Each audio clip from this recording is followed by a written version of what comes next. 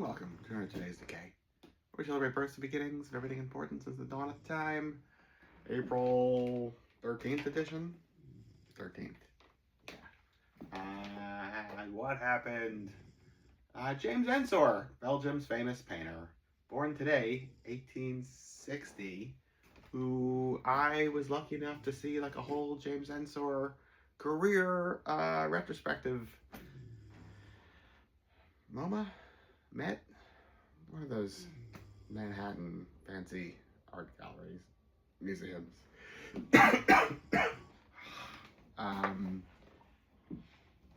Yeah, his stuff's filled with clowns and corpses, and a bit of revolution as well.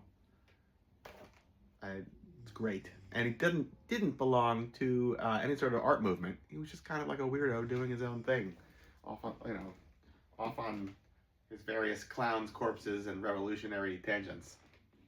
Not a bad place to be. James Ensor. Roy Loney, born today, 1946, of Flaming Groovies and the Phantom Movers. Really like the Phantom Movers. It's kind of like an overlooked chapter of his life, I think. Yeah. Check him out. Masterpiece Theater with Ghoulardi premiered today, 1963. That's why we're reading the Ghoulardi book. Ghoulardi was Ernie Anderson in Cleveland, who was so popular that he wound up having like 3 shows. I think 2 were concurrent. One was like a kid's show and one was an evening show. People were mad for Ghoulardi, including one Lux Interior, who was very shaped by Ernie Anderson's antics on this show. Yeah. The whole Stay Sick, Turn Blue, Purple Kniff. It's all here. It's all here in these very pages. Most Ghoulardi content is lost. Most Horror Host content was like filmed on like tapes that were scrubbed and recycled and used again. Nobody thought they'd ever want to see them again, and they weren't played outside of their like region. So, if you were like within the broadcast range of Ghoulardi's show, you could catch it, and like that is it. And there's a couple of tapes that people have made that are like reproductions of like, here's how it kind of would have been, sort of, kind of, but almost all that exists is like not him as his Ghoulardi character, or like that Parma stuff, which it's not the best. No. But what was is still really exciting to think about because people were mad for him, and the little snippets of it look absolutely unhinged and really fun.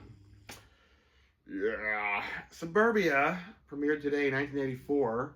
That's the Penelope Spheris one with TSOL and DI and the Vandals. And this made such a profound impact on me as a kid. I feel like that whole crowd are like who I wanted to be my friends and kind of became my friends, at least in my head. I don't know.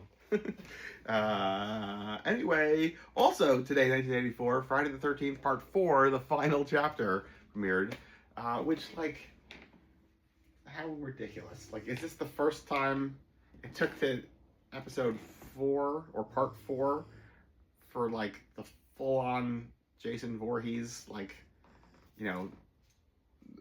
mask, hockey mask, and like his whole mythology is like finally solidified. It took to the 4th one.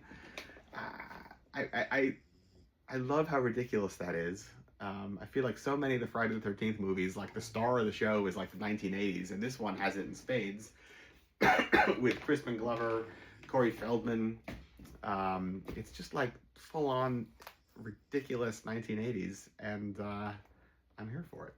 Yeah, but like crazy to think that it really took to the 4th one for them to really like figure out what they were going to do, and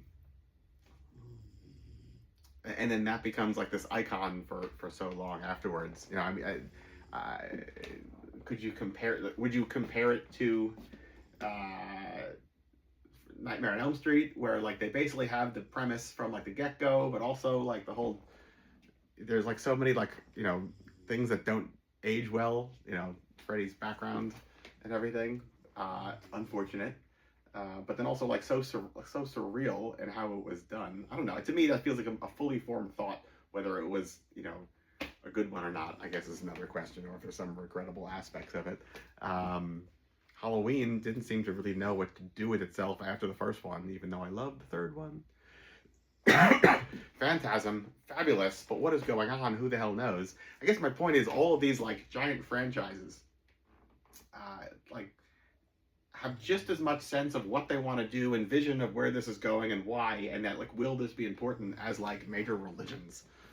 Da, da, da, da. And like whoever thought any of that was going to continue. I feel like everybody's just flying by the seat of their pants, and I don't know. My support is for Jason Voorhees. Another like wonderful thing, this Friday the 13th premiered on, you know, a 13th, presuming 1984 fell on a Friday. Some of those Friday the 13th movies like don't come out on the 13th, like on a Friday the 13th, and like, could you come up with like a more marketable idea? Like, why would you not just wait till the next Friday the 13th? I just, like, you know, they don't know what they're doing. Nobody knows what they're doing. We're all just pretending. All right, that's it. All day, from me to you, till tomorrow. We go back to reading about Coolardy. Goodbye. Stay sick, term.